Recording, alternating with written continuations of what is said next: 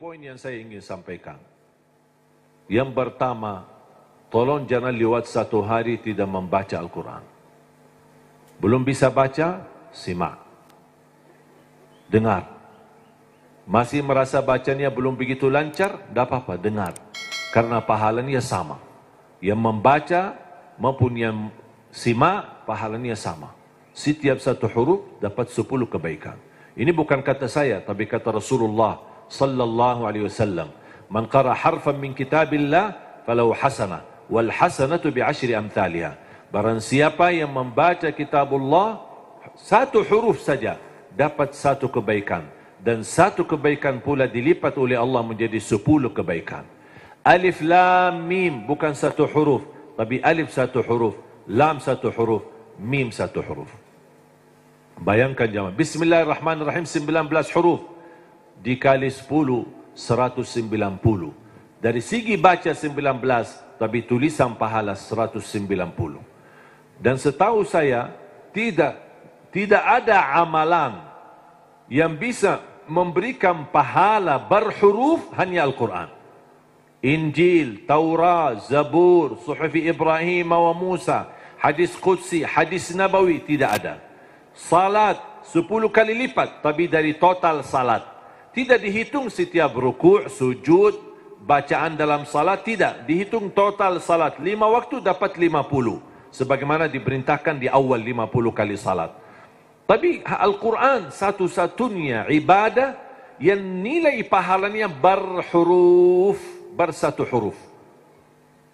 Dan menurut saya ini promo yang paling istimewa dari Allah.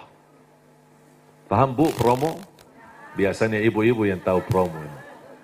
Ada enggak di pasar promo? Kalau kita misal mau belanja, ditawarkan. Ini beli misal gelas 1, dapat gratis 1.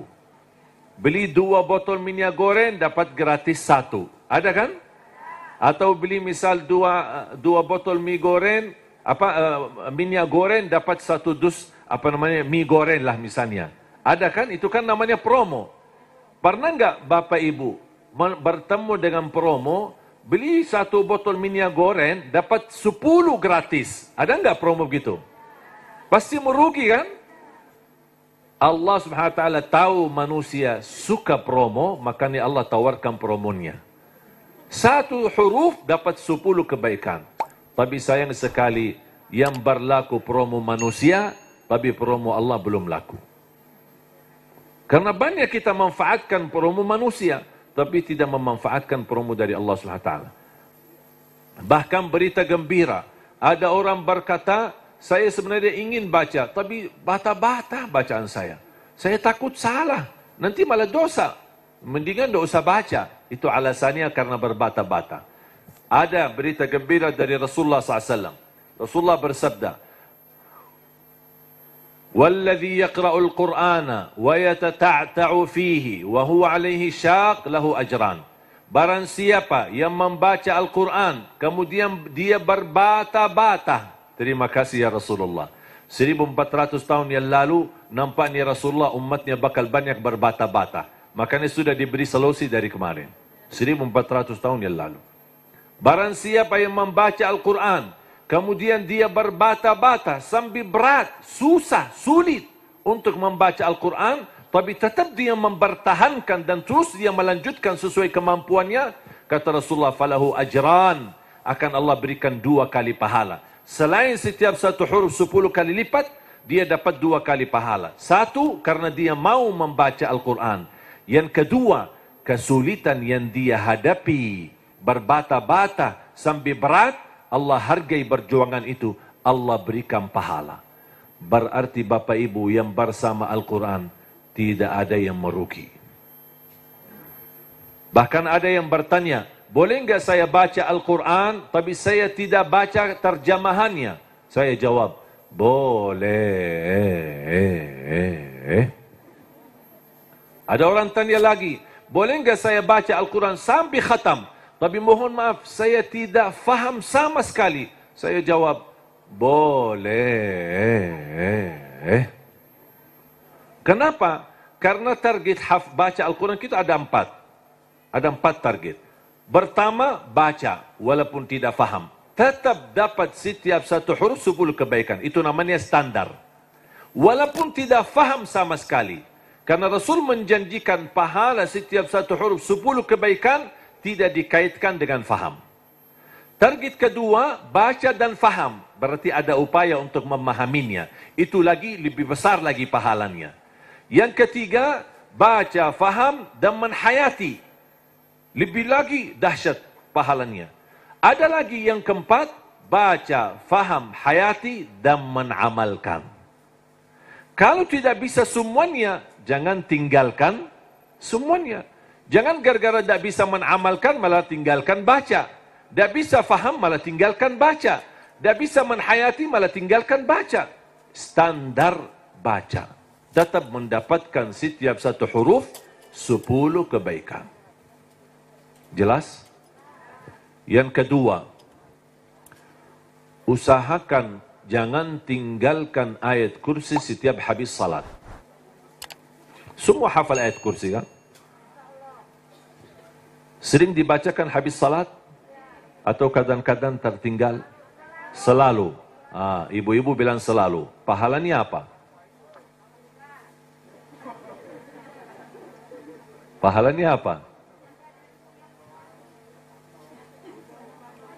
Kemarin saya tanya sama ibu-ibu, selalu, terus pahalanya enggak? Dia tahu amalannya tapi belum tahu pahalanya. Saya kasih tahu pahalanya.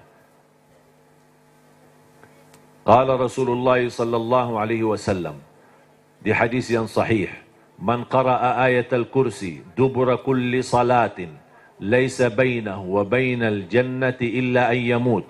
Barang siapa yang membaca ayat kursi setiap habis salat, dijamin masuk surga. Tidak ada sesuatu yang mampu menghalanginya.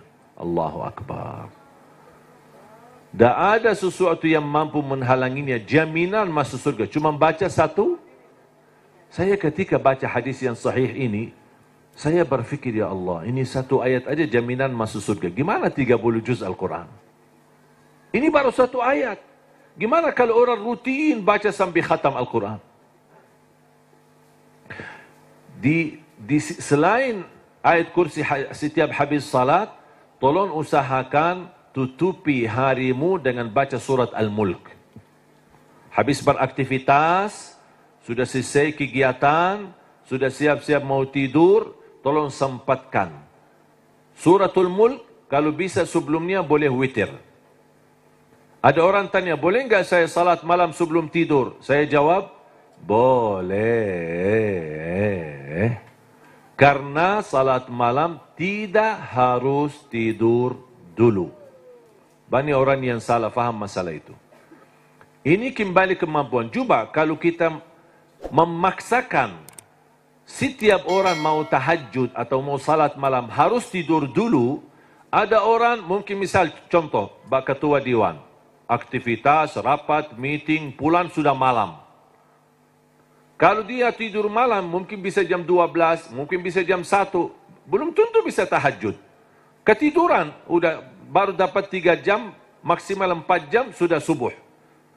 Jadi, fisik manusia kan punya kemampuan, punya batas. Makanya selalu saya berkata, kalau ada bapak ibu yang biasa tahajud, tidur baru tahajud, tidak apa-apa teruskan. Tapi kalau masih belum terbiasa, tolong amankan walaupun 2 rakaat. Amankan walaupun 2 rakaat. Niat salat malam, niat salat hajat, lihat sunnah taubat. Silahkan, apapun niatnya boleh. Habis salat 2 rakaat, tambah 1 rakaat witir boleh, atau 3 rakaat.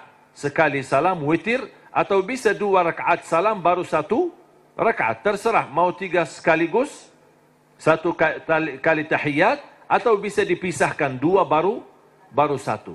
Baru habis itu tidur. Kenapa? Seandainya belum sempat bangun dan ketiduran sampai subuh, sudah tertulis namamu ahli tahajud.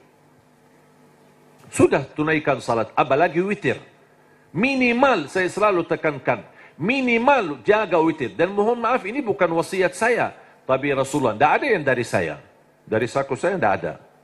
Semua dari Rasulullah SAW.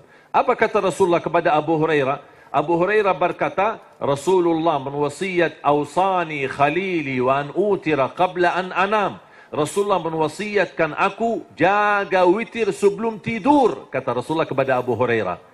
Bahkan Umar bin Khattab ketika ditanya, kenapa suka witir sebelum tidur? Kata beliau, saya takut tidur dan meninggal dunia dalam keadaan tidur belum witir.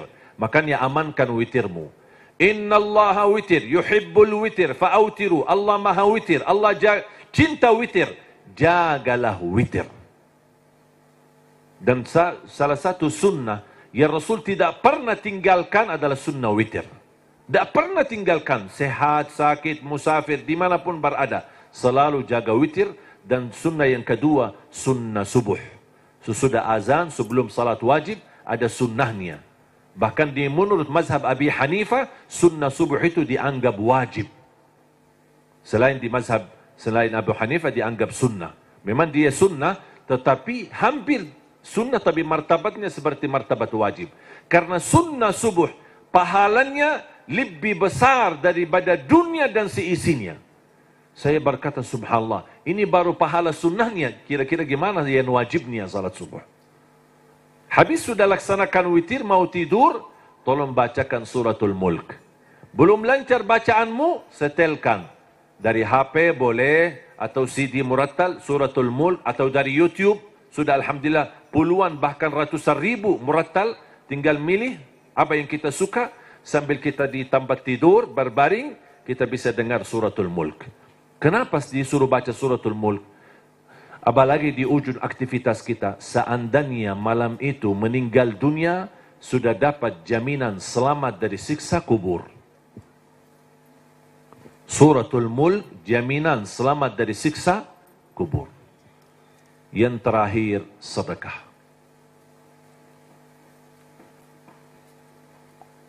Yang pertama, jangan lewat satu hari tidak baca Quran. Yang kedua, ayat kursi setiap habis salat. Termasuk jaga suratul mulk. Kalau bisa sebelumnya jaga witir. Terus sekarang yang ketiga, sedekah. Terutama sedekah subuh. Terutama sedekah subuh. Saya sudah sering membahas dahsyat sedekah subuh. Saya yakin Bapak Ibu, semua para hadirin, saya yakin orang yang suka bersedekah. Tapi ada yang satu sering tertinggal. Doa habis sedekah. Atau doa di saat sedekah. Tahu nggak Bapak Ibu, doa di saat sedekah termasuk doa makbul? Tapi kadang-kadang kota amal lewat, kita isi, tapi tidak doa. Sering kita lupa doa itu. Padahal bisa, ya Allah aku mohon dengan berkat sedekah ini, titipkan pahala sedekah ini untuk kedua orang tuaku. Ya Allah aku mohon dengan berkat sedekah ini, sembuhkan penyakitku kalau lagi sakit. Ya Allah dengan berkat sedekah ini, mudahkan urusanku. Apapun hajat kita, luar biasa dahsyat sedekah. Termasuk sedekah subuh. Dan saya sudah buat ada tausiah, ceramah. Mungkin Bapak Ibu nanti habis acara berkenan, bisa lihat di channel YouTube kami, namanya Dahsyat Sedekah Subuh. Saya sudah bahas satu tausiah, khusus hanya membahas keutamaan dan manfaat daripada sedekah subuh. Dan sedekah setiap waktu dan setiap saat ada manfaatnya. Tapi lebih istimewa di waktu subuh, itu lebih dahsyat. Bisa Bapak Ibu, saya tidak akan bongkar apa isinya dan apa rahasianya. Bisa Bapak Ibu nanti lihat di YouTube.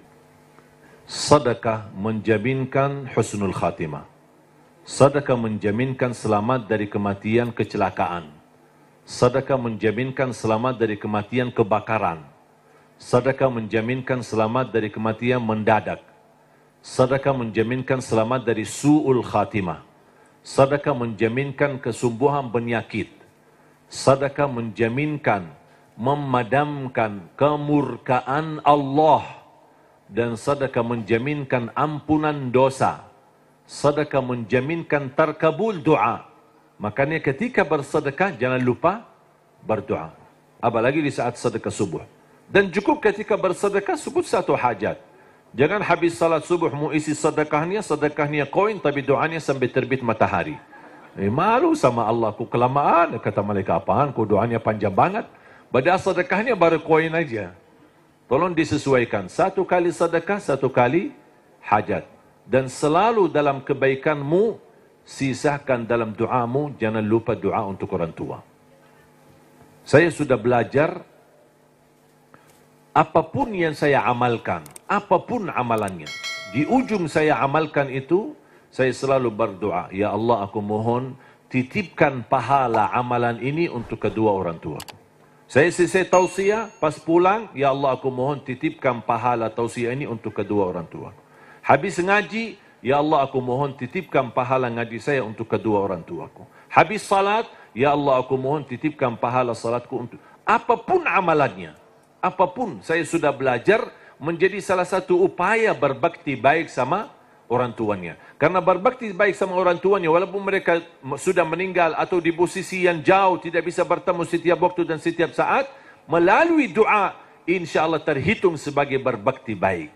Ada seorang bertanya, kalau orang tua saya sudah tidak ada atau sudah meninggal, gimana? Apakah saya masih punya kesempatan berbakti baik? Saya menjawab, masih punya kesempatan. Ada 2 amalan, sedekah dan doa, bisa menjadi bermanfaat untuk orang tua kita.